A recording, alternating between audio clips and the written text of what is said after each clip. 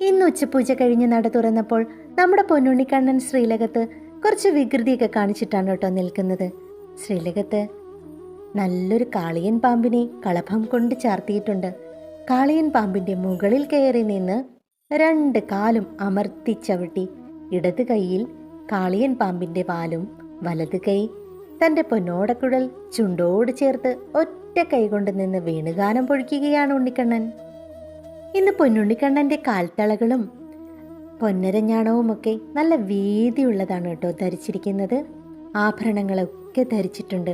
ഒരു മുല്ലമുട്ടുപാലയും വളയം പോലത്തെ മാലയും ചാർത്തിയിട്ടുണ്ട്. പൊന്നിൻ കിരീടം അണിഞ്ഞിട്ടുണ്ട്. 2 തിരുമുടി മാലകളും വനമാലകളും അണിഞ്ഞിട്ടുണ്ട്.